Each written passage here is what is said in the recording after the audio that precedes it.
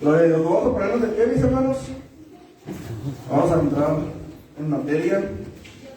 Mateo capítulo 6, versículo 13. Si no me equivoco, estamos hablando acerca de no nos metas en tentación, mas líbranos del mal. ¿Estamos? Porque dice la palabra del Señor de la siguiente manera: y no nos metas en tentación, mas líbranos del mal, porque tuyo es el reino y el poder y la gloria por todos los siglos. Amén. Eterno Dios y buen Padre, en el nombre de Jesús, una vez más nos presentamos delante de ti, Señor, para darte la gloria y la honra y toda la alabanza y adoración que somos capaces de dar, Señor. Queremos decirte, Señor, que te amamos y que necesitamos más de ti, Señor. Que este día, Señor, necesitamos el mover de tu bendito Espíritu sobre nuestras vidas, que nos llenes de tu gracia, que nos llenes de tu misericordia, que derrames, Señor, el poder de lo alto sobre este lugar, Señor, tanto en mi vida como maestro de escuela dominical, Señor, como en mi hermano Ezequiel, que vendrá y predicará tu palabra a nuestros corazones en esta tarde. Señor, pon palabra en nuestros labios y permite que tu nombre, Señor, sea glorificado, exaltándote y glorificándote, Señor, en todo tiempo. En el nombre de Jesús, danos el entendimiento y la gracia, Señor, para que podamos aprender tu palabra y ponerla por obra en nuestras vidas, Señor, en el nombre todopoderoso de Cristo Jesús. Amén. ¿Pueden sentarse, mis hermanos? Gloria a Dios. La pregunta de los 64,000 hermanos, ¿qué se acuerdan de la semana pasada? Dios bendiga, hermano. ¿Qué se acuerdan de la semana pasada?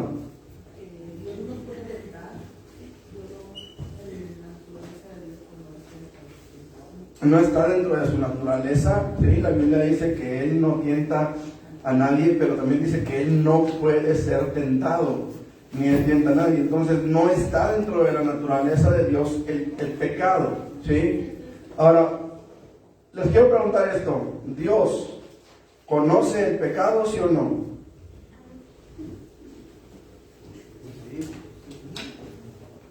Sí, Él lo conoce. La diferencia entre Dios y nosotros es que Dios no peca. ¿Me explico? No está en su naturaleza el pecar, no está en Él. Él conoce el pecado porque Él es omnisciente, Él todo lo conoce, Él todo lo sabe. Pero Él nunca ha pecado ni nunca jamás pecará porque no está dentro de su naturaleza. ¿Me explico? El pecado es algo inherente a nuestra naturaleza. ¿Qué es eso de inherente? Que está pegado, que está ligado a nuestra naturaleza. ¿Sí? Desde que Adán y Eva pecaron en el huerto del Edén, dijimos la semana pasada, ellos nos heredaron la tendencia a pecar. No heredamos el pecado de ellos, como dice por ahí la doctrina o el dogma del pecado original. Hay gente que dice, es que todos nacemos con el pecado original. Eso es mentira, eso es falso. El pecado original fue la desobediencia de Adán y de Eva. Ese fue el origen del pecado en ellos, la incredulidad, ¿sí? Ese fue el origen del pecado en ellos. Ahora, ese sería el pecado original, la incredulidad, pero en nosotros se ha desarrollado lo que es nuestra propia concupiscencia, es decir, nuestra propia tendencia a cierta clase de pecados. No todos pecamos igual.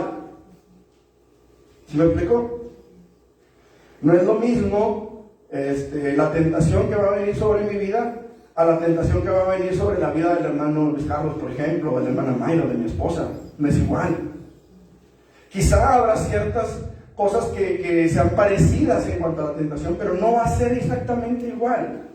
¿Por qué? Porque va a haber cosas en las cuales quizá mi naturaleza no tira hacia allá, no jala hacia allá.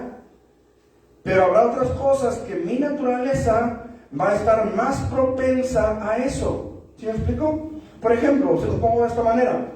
Si una persona que es alérgica a los mariscos va junto con otra persona a un restaurante de mariscos, pregunto, ¿les van a aprovechar igual a los dos? No, uno medio se va a morir o se muere, mientras que el otro pues, va a salir ahí hasta diciendo, ¿ah? ¿Por qué? Porque una persona tiene una tendencia negativa hacia ese tipo de comida. ¿Me explico? En su cuerpo, en su naturaleza, no está el aceptar ese tipo de cosas. Los que tienen, por ejemplo, intolerancia a la lactosa, no van a reaccionar igual ante un litro de leche que una persona que no tiene esa intolerancia o esa circunstancia, esa situación en su cuerpo. ¿Sí me estoy explicando? Hay gente que puede desvelarse y vive la vida como si nada, pero hay gente que una hora que le falte de dormir se anda medio muriendo. ¿Me explico? ¿Por qué? Porque está en su naturaleza, es parte de su ser.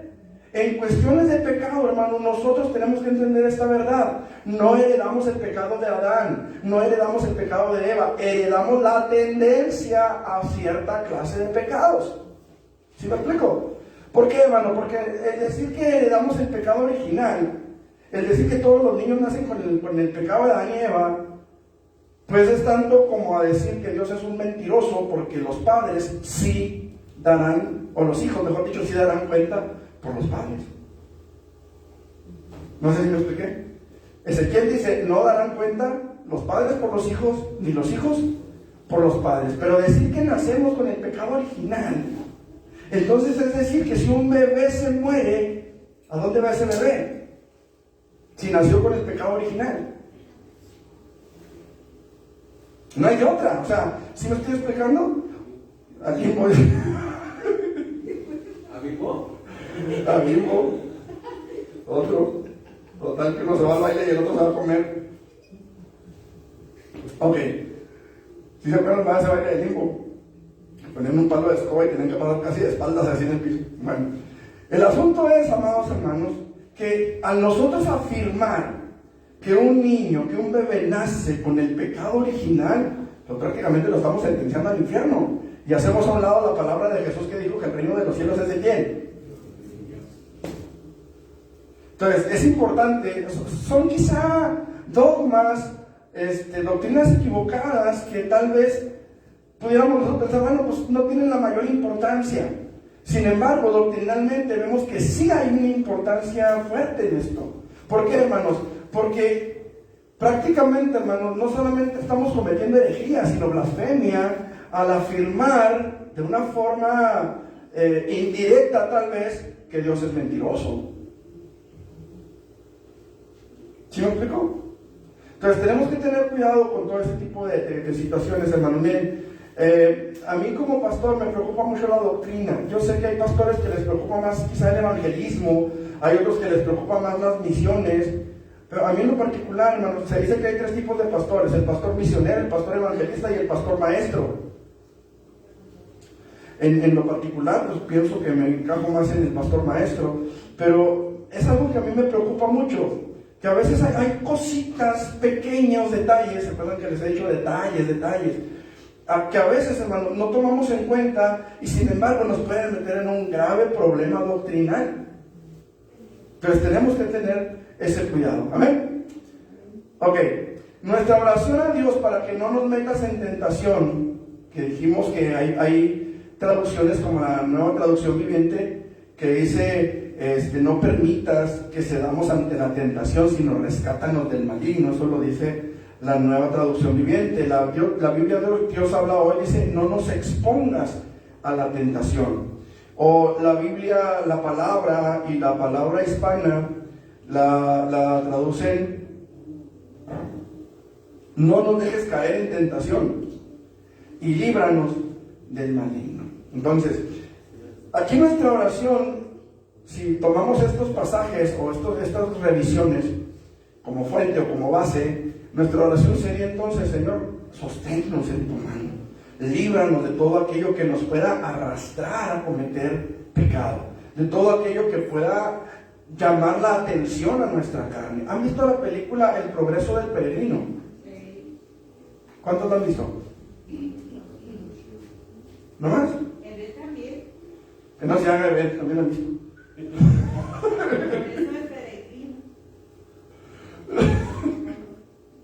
Ok, entonces, los que la hemos visto sabemos cómo va la vida del peregrino, el camino del peregrino. ¿Sí la han visto ustedes también? Si da el rato, un sabadito, vengamos y pongamos aquí la película, ¿verdad? Para que veamos la ilustración que quiero darles. Jesús dijo: mis ovejas y me siguen. En el progreso del peregrino, ustedes van a ver diferentes voces. El peregrino escucha diferentes voces. El sabio mundo va a la feria de las vanidades y ahí se encuentra con diferentes personajes, ¿sí?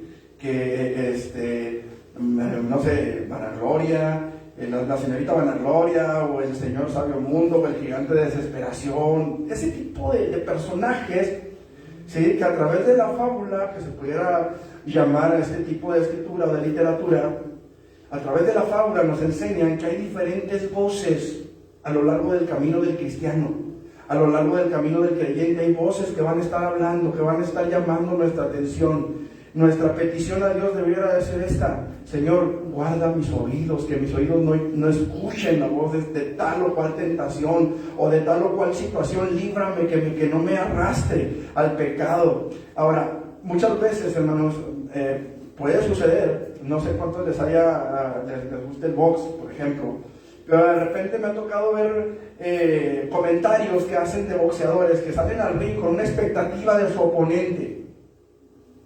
Estaba viendo creo que de Pipino Cuevas, que el contrincante que estaba ahí esperando que él saliera a pelear, pues esperaba que, no es cierto, fue un gordito, Andy Ruiz, que peleó con un inglés. Resulta que el inglés iba muy confiado a la pelea, porque él pues decía, pues es un peleador fácil, o sea, era su debut en América. Y resulta de que lo tiró a la lona y se levanta aquel y le ganó. Porque salió con un estilo de combate muy diferente al que él esperaba.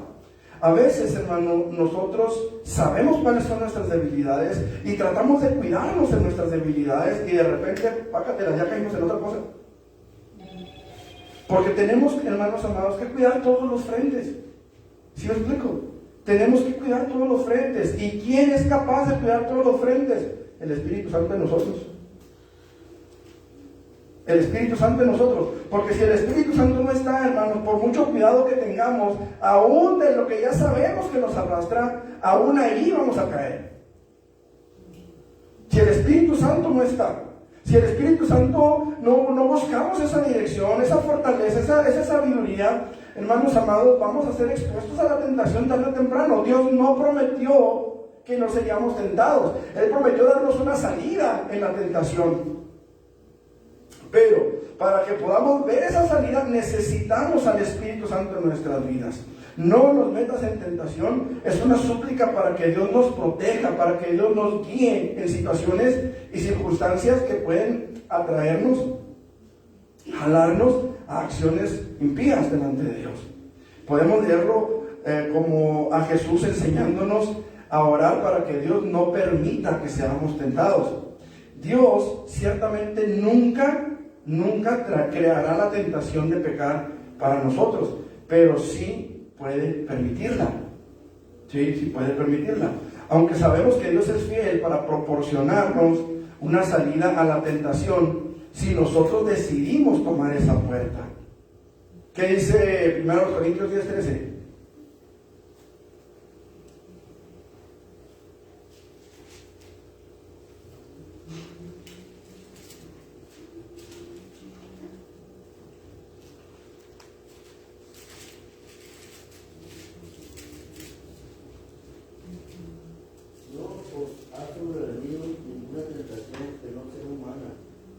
Pero fiel es Dios, que no nos dejará ser tentados más de nuestras poderes resistir, sino que dará también juntamente con la tentación la salida para que podáis soportar. Ok. Me llama la atención la frase que no sea humana. ¿Qué es eso? No, fíjense bien cómo dice, porque de repente a mí también se me van los cabros por ese lado, hermano. Pero fíjense bien cómo dice: no os ha sobrevenido ninguna tentación que no sea humana. Que no sea humana. ¿Qué es eso? ¿Qué significa eso? Pues que es muy común entre nosotros. Que es muy común. ¿Qué más? ¿Qué más? ¿Mande? Todas las tentaciones humanas. Todas las tentaciones tienen que ver con nuestra naturaleza humana. Todas las tentaciones tienen que ver con nuestra tendencia a pecar. con nuestra carnalidad humana, con nuestra situación humana, con nuestra debilidad humana. ¿Sí me explico? O sea, ninguna tentación que llegue a nuestras vidas va a ser ajena a nuestra naturaleza. De hecho, hay algunas versiones, hay algunas revisiones de la Biblia, lo estaba analizando, lo estaba viendo, que utilizan esta frase: no nos ha venido ninguna tentación que no sea común al género humano. O sea, lo que están ustedes dos diciendo. Sí hay algunas revisiones, de hecho la gran mayoría lo traduce así, que no sean comunes al género humano. Pero mientras yo lo estudiaba, mientras yo lo veía, como que Dios me puso esto en el corazón. Es una frase con un significado importante, o no estaría en las Escrituras. Esta frase, que no sea humana, viene del griego antrópinos. Y es importante porque demuestra que la tentación siempre va a estar ligada a nuestra naturaleza humana, a la naturaleza del hombre, a la naturaleza del ser humano. Ninguna tentación que Satanás traiga a nuestras vidas va a venir como algo ajeno a nosotros. ¿Sí me explico? Por ejemplo, el ladrón, ¿qué sería para el ladrón una tentación? Una casa sola, una cartera, un celular, una bolsa abierta. Por ejemplo, si una persona, no sé, va en el camión, el biobús, en el camión de pasajeros, y una mujer lleva su bolso abierto, y en el bolso lleva su celular, y detrás de ella va parado un ratero, un ladrón, ¿qué sería para él una tentación? El celular ahí. Ve la ocasión. Hay un dicho en el mundo que dice: la ocasión hacia el ladrón. Entonces, para un ladrón, pues robar. Para el alcohólico, la oportunidad de beber. ¿Me explico? Esa va a ser, hermanos, la tentación que es humana, que va con mi naturaleza. ¿Sí me estoy haciendo entender? Ok, por lo tanto, nuestra oración debiera de ser para que Él nos mantenga alejados de todo lo que pudiera convertirse en un tropiezo para mi relación con Él. Para que Dios me aparte de todos aquellos lugares, personas o circunstancias que parezcan peligrosos para mí. ¿Sí me explico? Ahí es donde entra el no me dejes caer en tentación, no nos dejes caer en tentación. En nuestra oración podemos pedirle a Dios, hermanos, que nos ayude a mantenernos despejados y que fijemos nuestros ojos en Él, como decía el apóstol Pablo, puestos los ojos en Jesús, el autor y consumador de la fe. Pero antes de eso, Él decía: despojémonos de todo peso y del pecado que nos asedia, y corramos con paciencia la carrera que tenemos por delante, puestos los ojos en Jesús, el autor y consumador de la fe. Entonces, en nuestra oración podemos pedirle a Dios que nos ayude a mantenernos despejados, que fijemos nuestros ojos en Él, para que no seamos tentados a desviarnos ni a diestra ni a siniestra, sino que podamos caminar en pos de Él. Ahora, como ya lo vimos en el tema de las bienaventuranzas, cuando analizamos el capítulo 5, los versículos 10 al 12, vimos que la persecución de los creyentes, o la persecución a los creyentes, mejor dicho, no es meramente humana, sino que tiene un origen espiritual, ¿sí? El pecado es una lucha constante, y va a ser una lucha constante en nuestras vidas. A diario enfrentamos tentaciones que nos alejan de la voluntad de Dios, y esa es la realidad, hermanos, que nos ha tocado vivir, es la realidad que vivimos. Los creyentes estamos en un conflicto espiritual siempre, que continúa y continuará hasta que estemos en la presencia de Dios. ¿Qué dice 2 de Timoteo 4, del 7 al 8?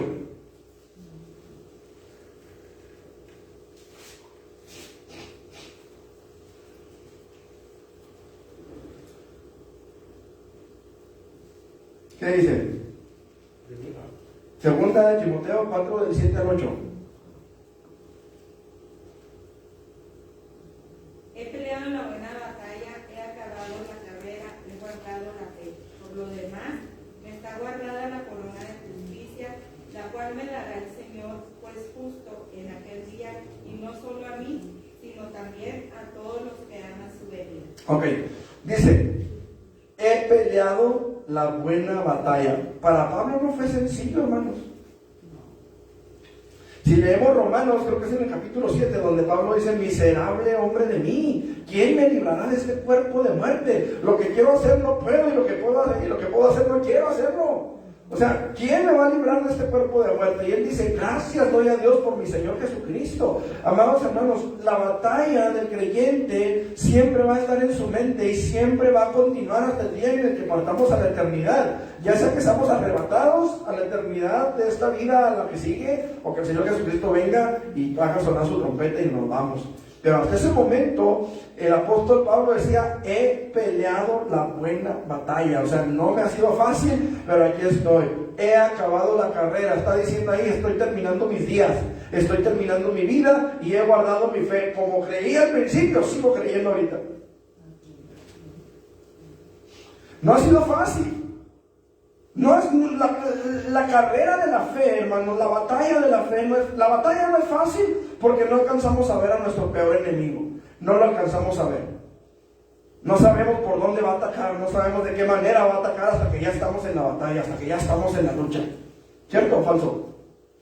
O usted sí sabe: mañana el diablo va a venir y me va a poner una enfermedad. Pasado mañana va a venir y me va a poner una... No, usted no sabe cómo va a atacarlo. No es fácil pelear la buena batalla, no es fácil, ¿sí? Porque hay persecuciones, porque hay dificultades, por lo que usted quiera. La carrera de la fe, o sea, vivir nuestra vida en el Evangelio no es sencillo, no es fácil. Pablo dice: he peleado la buena batalla, he acabado la carrera. Gracias a Dios ya terminó. Gracias a Dios ya a partir de aquí doy gracias a Dios porque me está guardada la corona de justicia, la cual el Señor, juez justo, me dará en aquel día. O sea, él ya sabía, hermanos, que le esperaba su recompensa. Entonces, hasta que estemos en la presencia de Dios, la carrera sigue. Hasta que estemos en la presencia de Dios, la batalla sigue. ¿Estamos? Es que es importante con estos temas mantenernos alerta. O salimos en una comida especial en el trabajo, sabemos que no va a haber ningún sobreaviso. Entonces siempre hay que estar alerta, observando alrededor, leyendo a las personas, leyendo a los autos, estar pendiente, sobre todo cuando hace una carga muy grande de respirar el lugar. Entonces, no termina, no te puedes dormir, no te puedes desubicar, no te puedes desconcentrar hasta que no cumples llegando a un lugar seguro de testificar. Hasta que depositas. Entonces, nosotros en Cristo Jesús somos llamados a llegar a nuestra meta. Y llevamos un tesoro muy grande que se llama alma, el cual el diablo quiere arrebatar y quiere llevarse al infierno. Para ese tesoro que usa todo ser humano, el alma. No le importa qué posición tengas, qué poseas, cómo esté tu salud, tu cuerpo que tengas. Él lo que le importa es el alma que va dentro de su estuche. Entonces, no podemos, por ninguna forma, bajar la guardia, rodeados de tanta cosa y tantas tentaciones, tentaciones humanas que nos asedian, hasta no llegar a los brazos de Jesucristo, estar en su presencia, llegar a donde Él quiere que estemos. Entonces, es importante, como dice usted, mantenernos todo el tiempo alertas. Así como somos alertas para cruzar la calle, que no venga un carro, que no vaya a un desamparo a atropellarnos, es igual, hay que estar alertas, que no venga que Él, que se lo reprenda, se olvide de esas almas y destruya la obra de Dios en nosotros. Ahora, hay algo interesante en lo que acabas de decir. El apóstol Pablo lo dice de esta manera: tenemos este tesoro en vasos de barro. Entonces, es importante que entendamos, hermanos, cuál es el tesoro que tenemos. Pablo está hablando del Evangelio, pero podamos trasladarlo a nuestra alma. Está en un vaso de barro, somos polvo. Y tenemos que entender que somos barro, hermanos, y que el barro es frágil, y que necesitamos que Dios nos guarde, que Dios nos proteja, que Dios nos ayude, que Dios nos guíe, que Dios nos lleve de la mano al buen puerto, al destino que nos espera. ¿Me explico? Qué buena punta hiciste. Tenemos este tesoro en vasos de barro. Y eso es importante que no lo olvidemos, que no se nos pierda el foco, que no perdamos la visión de lo que está sucediendo a nuestro alrededor, porque la vida cristiana se describe como una batalla de la fe. O sea, la fe es la que batalla. Vamos a 2 Corintios 10:4. ¿Qué dice? 2 Corintios 10:4. porque las armas de nuestra milicia no son carnales, sino poderosas en Dios para la destrucción de fortalezas. Ok, las armas de nuestra milicia no son carnales, sino poderosas en Dios para destrucción de fortalezas. Y dice algo más en el versículo que sigue, a ver qué dice. Derribando argumentos y toda altivez. Ok, ¿cuáles son las armas de nuestra milicia, hermanos? Bueno, la batalla es la batalla de la fe, pero ¿cuáles son las armas de nuestra milicia? La oración, el ayuno. La oración, el ayuno pueden ser, sí, claro que sí. ¿Qué más? La perseverancia. Lectura de la palabra, porque es ayuno. La escritura, hermano, la palabra. Fíjense cómo dice, derribando ¿qué? Argumentos y toda altivez. Entra la oración, entra el ayuno y entra la palabra. Porque los argumentos ¿qué son? Son palabras. Son palabras. Hermanos, la batalla de la fe, acuérdense, la fe consta de dos cosas. ¿Se acuerdan que ya lo vimos? ¿Cuáles son? ¿Qué dos cosas consta la fe? Creer, verbo. La acción de creer. ¿Sí? Esa es una. La acción de creer. Cuando yo digo, creo. Pero, ¿y la segunda? Esperar. No, los dos ingredientes, las dos facetas de la fe, las dos cuestiones que se manejan en la fe. Una es la acción y la otra. Creer y confiar, ¿no? Sí, pero creer y confiar es lo mismo. Les digo, me espero que les dé memoria. Creer y confiar no se puede ver diferente, ¿no? Pues es que si yo confío en ustedes porque creo en ustedes. No, pero mucha gente dice, yo creo en Dios. Ajá. Pero el creer no nos lleva a tener esa fe, o sea, confiar Pues ciegamente. sí, como dice el hermano, muchos dicen yo creo en Dios, pero confían en la Virgen de Guadalupe. Es que andan bien cerquita, pero no le pegan. No están lejos de la respuesta. Ok, miren. Una es la acción de creer. O sea, cuando yo digo creo. Pero la segunda es el contenido de la fe. ¿En qué creo? ¿Sí me explico? Porque dice el hermano, dicen, es que la gente dice, yo creo en Dios. Sí, pero ¿qué crees de Dios? ¿Cuál es el contenido de lo que crees? O sea, ¿qué es lo que crees de Él? Hay gente que dice, no, pues yo creo en un Dios que no me va a mandar al infierno porque tomo, porque Dios hizo vino.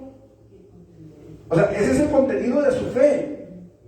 ¿Me estoy explicando? Hay unos que creen que nomás existe Dios, ¿no? Hay unos que creen que Dios existe. Por ejemplo, los demonios creen y tiemblan. ¿Sí me explico? O sea, hay que entender la diferencia entre la acción de creer y el contenido de lo que yo creo. Aquí la palabra nos dice que la batalla es la batalla de la fe. He peleado la buena batalla. He acabado mi carrera. He guardado la fe. Entonces, la batalla de la fe, hermano, así es como se menciona a la palabra. Quiere decir que son nuestros argumentos, los argumentos que podemos adquirir en la palabra contra los argumentos que el mundo presenta. Ahí los cristianos no sales de pobre. Eres cristiano y estás enfermo. Como nos decía un pastor el mes pasado que estuvimos en la junta de pastores, nos predicaba y nos decía el hermano, a ver, eres pastor y te mataron a 2 hijos. Esos son los argumentos del mundo. Pero nuestros argumentos, hermanos, tienen que ver con la fe en los argumentos bíblicos. ¿Sí me estoy explicando? Sí, está dando el contenido que yo como creyente perciba de lo que aprende en la palabra, ¿verdad? Sí, son sus argumentos. A ver, pues sí estoy enfermo, pero aquí la palabra dice que Dios me puede sanar si Él quiere. Y Él no prometió que nunca me iba a enfermar. O sea, Él prometió que tarde o temprano me va a hacer libre de todo esto. Y yo espero en eso. Yo creo en su palabra. Yo creo en su promesa. Que un día no habrá más muerte, no habrá más llanto, no habrá más tristeza, no habrá más dolor, porque el Señor enjugará toda lágrima de ellos. Y entonces tendremos descanso de todos nuestros trabajos. La Biblia lo dice. Y esa es mi fe, eso es lo que yo creo. Y ese es mi argumento contra lo que el mundo me presente o me quiera presentar. ¿Ibas a decir algo? No, pues así, algo parecido, que aunque yo esté muy enferma, mi fe me tiene que sostener en que Dios me puede sanar y si no lo hace, de todos modos permanezco fiel a Él. A ver, ¿qué Dios va a hacer el que lo libre de mis manos cuando entren al horno de fuego? Sepas, oh rey, que nuestro Dios al que servimos puede librarnos del horno de fuego, y de tu mano, oh rey, nos librará. Y si no nos libra, sepas que no nos postraremos ante tus dioses. Después va a hacer lo que se espera. Así es. Ahora, es un buen punto ese también. Es pues la fe, la certeza de lo que se espera. ¿Qué esperas? Ese es el contenido de tu fe. ¿Qué es lo que estás esperando? ¿Me explico? La convicción de lo que no se ve. ¿No has visto qué? ¿Qué es lo que no has visto? La salvación completa. La salvación completa, el milagro de mi sanidad, de mi sanidad, la respuesta a cierto problema que estoy atravesando. No lo he visto, pero creo que Dios lo puede hacer. Ahora, por ejemplo, está hablando de Eliseo. Dice que cuando Eliseo enfermó la muerte de la que había de morir. Y a un enfermo fue un rey a verlo y dio profecía y dio servicio de parte de Dios. O sea, Ajá. inclusive Pablo dejó, no recuerdo quién dejó enfermo en Mileto. Dice, ¿dónde fue que dejé enfermo allá? Y Dios no se llevó porque no pasa de dolor sobre dolor, pero yo no sé qué. ¿No era Epafras? No me acuerdo. Epafras estuvo enfermo, pero no me acuerdo si era él. Bueno, el asunto es este, hermanos. La fe es descrita como la batalla de la fe. ¿Qué dice 2 Corintios 10:4? ¿Ya lo leímos? ¿Ya va? Ok, 1 Timoteo 1:18 al 19. ¿Qué?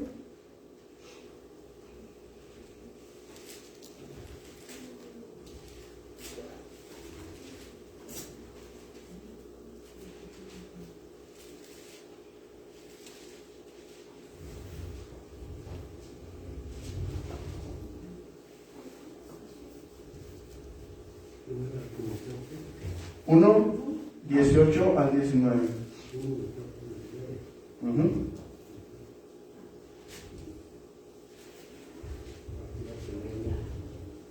Este mandamiento, hijo Timoteo, te encargo para que conforme a las profecías que se hicieron antes en cuanto a ti, milites para ella la buena milicia, manteniendo la fe y buena conciencia, desechando la cual naufragaron en cuanto a la que algunos. Ok, dice, este mandamiento, hijo Timoteo, te encargo para que conforme a las profecías que se hicieron antes en cuanto a ti, milites. ¿Qué entiende por militar?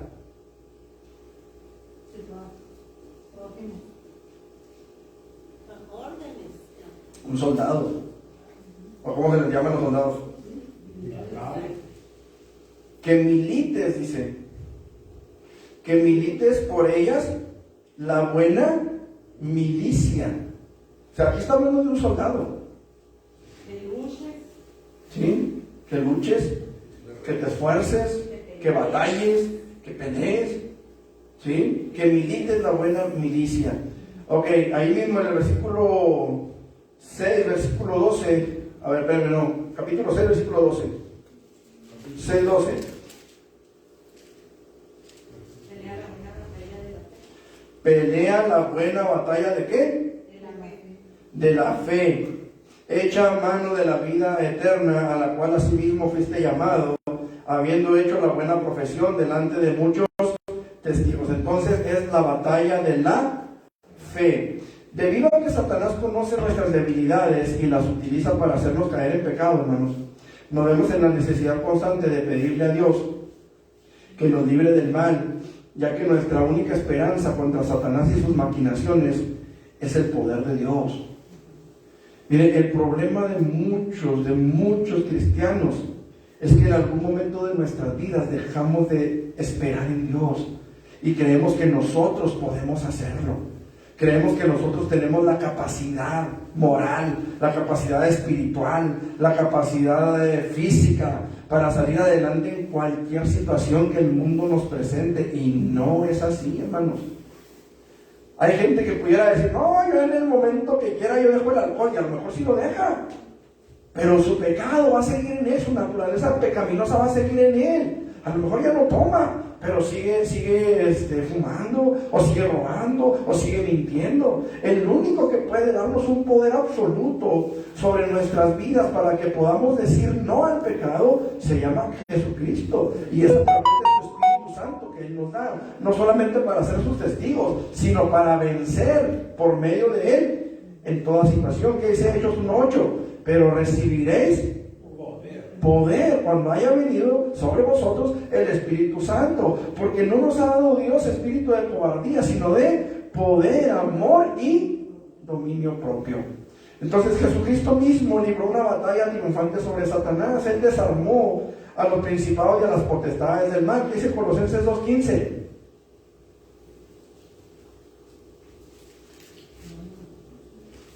¿No?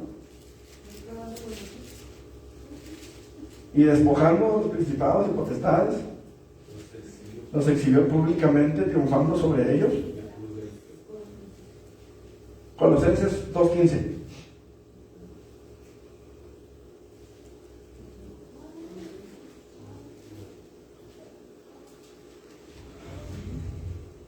Y despojando a los principados y a las potestades, los exhibió públicamente, triunfando sobre ellos en la cruz. Ok. Entonces vemos que Jesús, el Hijo de Dios, ¿sí?, venció a Satanás y venció a las potestades, venció a los demonios, triunfando sobre ellos en la cruz. El Hijo de Dios, ahora transportándolo a los creyentes que hemos sido adoptados por el Espíritu Santo como hijos de Dios, ahora nosotros participamos de ese triunfo de Cristo, ya que no solamente obtiene la victoria sobre este mundo y la tentación, sino que también obtiene el poder para hacer guerra contra las huestes espirituales de maldad. Esto es, estamos hablando ya de nosotros. Nosotros compartimos la victoria de Cristo. ¿Qué dice 1 de Juan 4:4? 4:4. Y les habéis vencido, ¿cómo dice?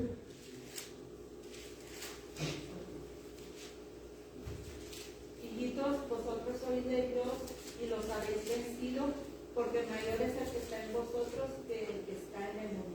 Ok, y los habéis vencido porque mayor es el que está en vosotros que el que está en el mundo. Cuando una persona logra vencer un vicio, cuando una persona logra ser libre de un pecado, no es porque él es machín, es porque hay un Dios que está por sobre todas las cosas, que está en él, y por ese poder de Cristo, por ese poder es que somos vencedores. ¿Sí me explico? ¿Sí? ¿Me hice entender? Cuando yo era niño, creo que no sé si los he platicado o no, cuando yo era niño, había 5 niños más, ¿verdad?, que siempre andaban en bola y siempre me andaban haciendo maldades, siempre andaban poniéndome cadillos en la cabeza y haciéndome maldad y media. Cuando por fin salí de la primaria, y no es que quiera que otros lo hagan, pero por fin me defendí. Me tenían pero que si bien cansado ahí, todos esos 6 años que sufrí, me desquité con uno de ellos. El caso es, hermanos, que uno de sus hermanos vino en su ayuda y ninguno de los dos conocía a mis hermanos, que eran mayores que yo. Yo tuve un hermano que ya falleció y él no sé de dónde fue y se trajo un cinturón de un carro, me lo traía con él. Y cuando aquel muchacho llegó a auxiliar a su hermano, pues llegó mi hermano y me auxilió a mí. Al final, ¿verdad?, pues yo disfruté de la victoria de él, porque por la victoria de él yo pude tener victoria acá. ¿Sí me explico? Cuando Jesús vence a Satanás, eso me da a mí el poder para vencer, para yo tener victoria en mi propia lucha. ¿Por qué? Porque Él ya venció. ¿Me explico? Porque Él tuvo la victoria, entonces yo puedo tener victoria también. No sé si me estoy haciendo entender con este ejemplo. A lo mejor no es el ejemplo más correcto que pudiera yo poner, pero no se me ocurre otra manera de ilustrarles la manera en la que si Cristo venció a las potestades, a los demonios, yo puedo tener victoria porque mayor es Él que está conmigo que aquel que en el mundo está. ¿Sí me expliqué? Por decirlo de alguna manera. Ok, entonces nosotros obtenemos el poder para hacer guerra contra las huestes espirituales de maldad. Efesios capítulo 6, 10 al 12, 13, cuando empieza a hablar de la armadura de la fe. ¿Qué dice? Fortaleceos en el Señor siempre y en el poder de su fuerza. ¿Sí? Y en el versículo 12 dice, porque no tenemos lucha contra carne y sangre, sino contra principados, contra potestades, contra los gobernadores de las tinieblas de este siglo, contra huestes espirituales en las regiones celestes. Entonces tenemos una lucha, tenemos una batalla interna en la mente, en el corazón del creyente. Cuando se vuelve una lucha verdadera, hermanos, cuando esta lucha se vuelve verdadera, escuchen lo que le voy a decir. Cuando usted verdaderamente está luchando por dejar algún pecado, cuando usted verdaderamente se mete en esa lucha, no que esté en la tentación y caiga cada rato, sino que usted lucha y se esfuerza y camina bajo los preceptos de Dios, y aunque la tentación sea muy fuerte, usted se sostiene. Esa puede ser una de las principales pruebas de que usted es un verdadero cristiano.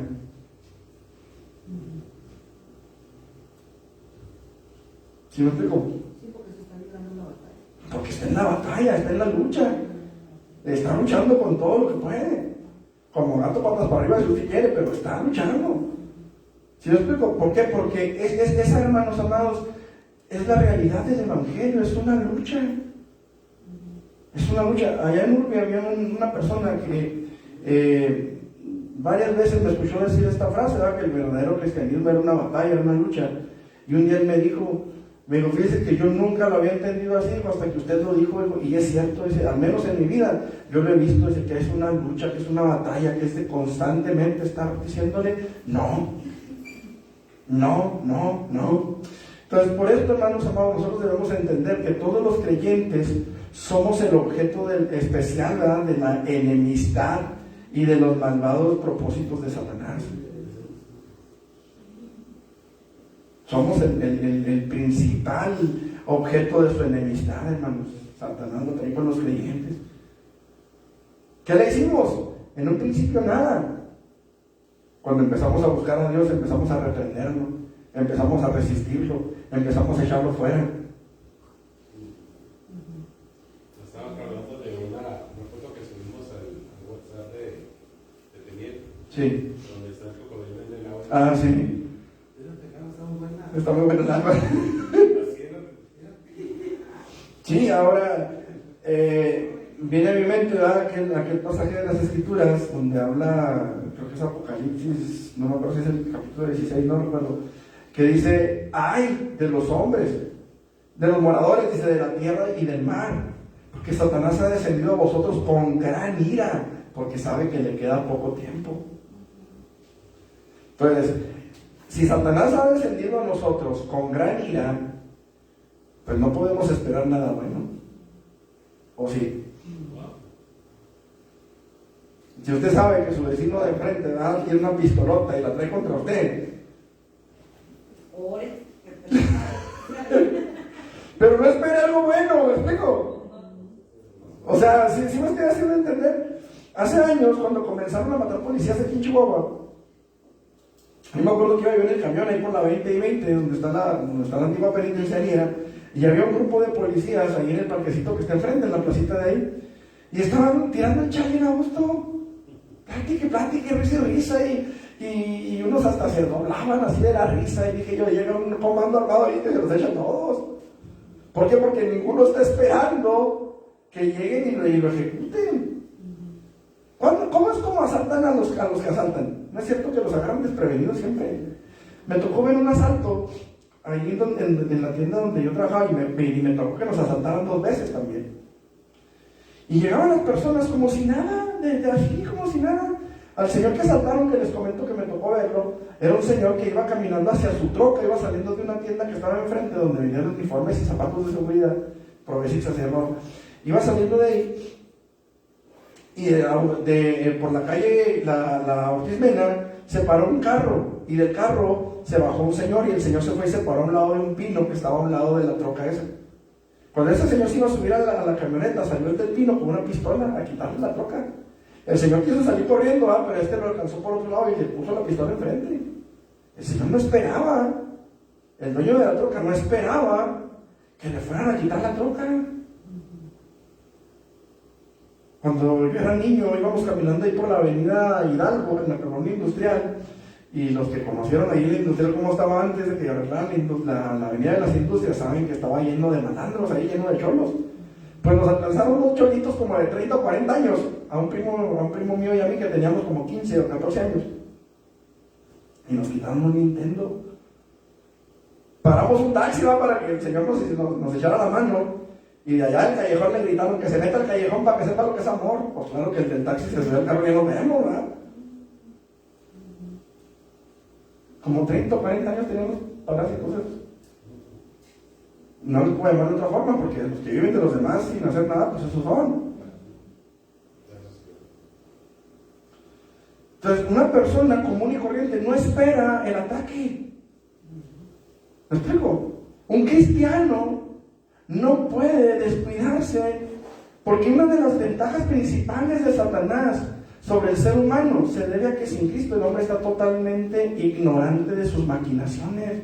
¿Qué dice 2 Corintios 2:11?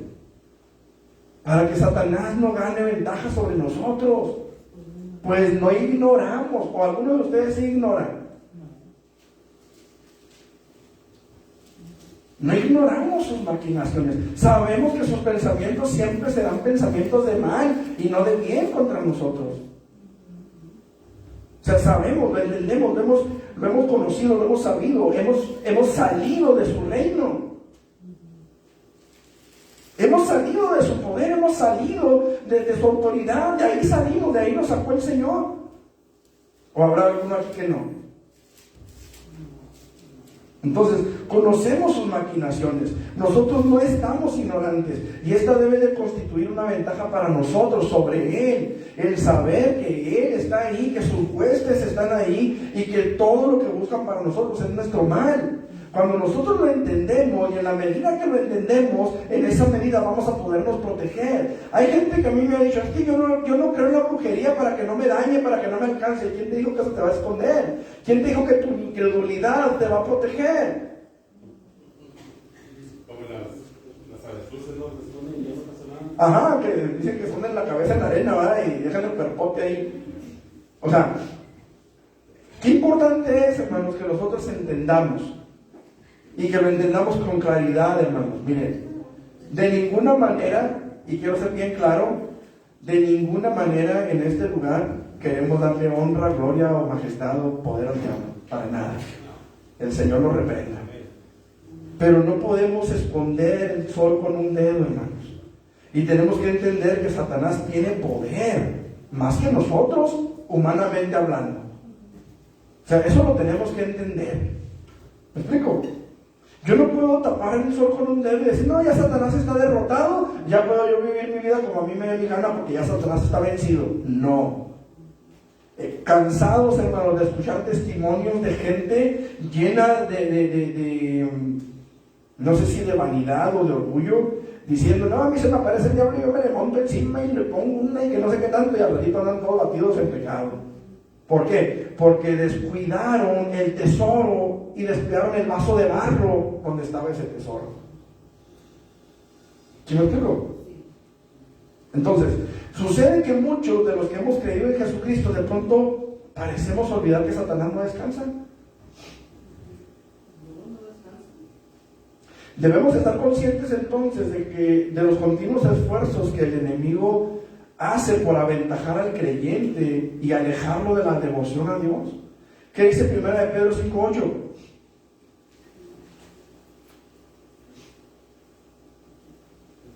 ¿Qué dice? Sed pues sobrios y qué.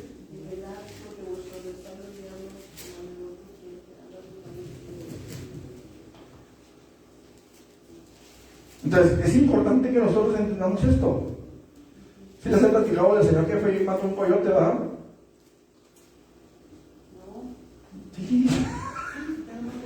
Vamos a platicar tantas cosas que muchas cosas se olvidan.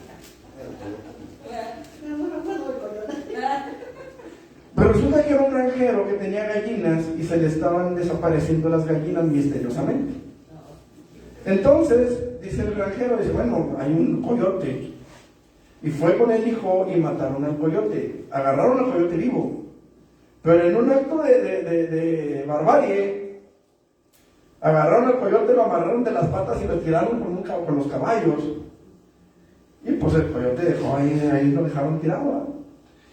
Entonces el hijo le dice a su papá, oye papá, pues ya vámonos, ¿qué vamos a hacer aquí? No, dijo, espérate, hijo, checa el coyote. Pues ya está muerto, papá, pues si lo tiramos con los caballos, o sea, si no está muerto. No, chécalo. Y está el coyote con los ojos ahí cerrados. Y dijo, hermano, nada, ni un ruido, dijo, ni digas nada tú, no hagas ruido. Pero ven en los ojos al coyote. Y está el coyote así, no le...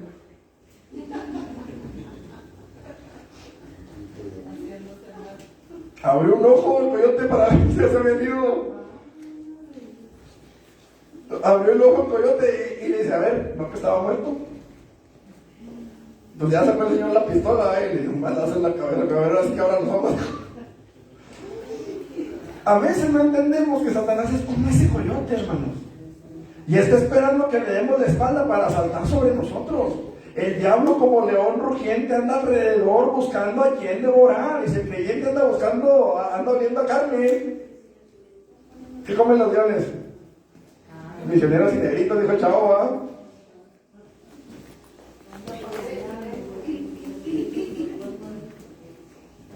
A mí me llama mucho la atención más en estos tiempos que estamos viviendo.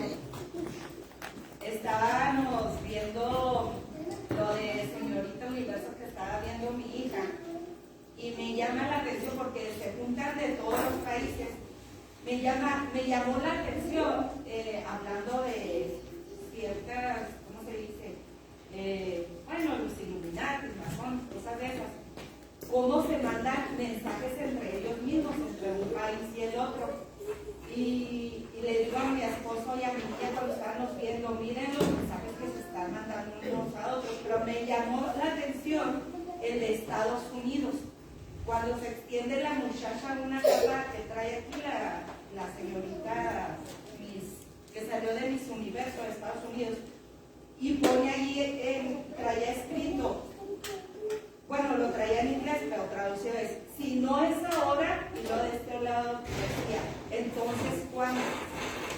Y me llama la atención, hablando de las maquinaciones del enemigo, cuántas cosas están maquinando los que trabajan para Satanás, los que trabajan para él, cuántas cosas están maquinando hoy en día en contra del pueblo de Dios, en contra de la humanidad. Me llamó mucho la atención eso.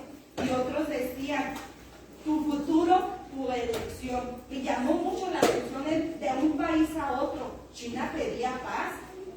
Y otros países que traían también otras cosas en la parte de atrás, eso sí no lo supe leer porque venían en su idioma. Pero sí me llamó mucho la atención esa de Estados Unidos, y sabemos quién es Estados Unidos hoy en la actualidad, y sus planes y todo eso. Y que si no es ahora, entonces ¿cuándo?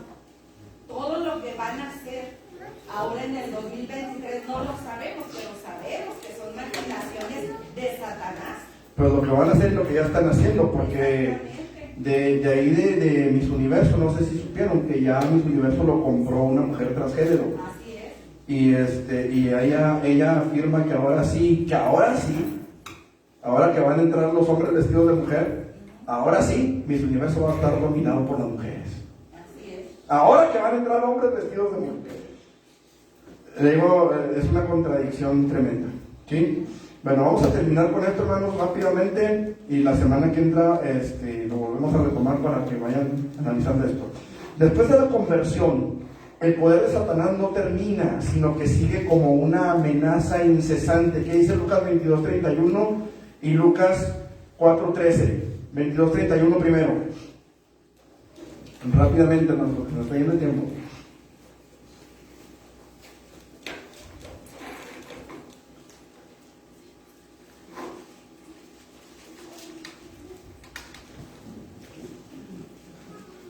¿22:31? ¿Quién lo tiene?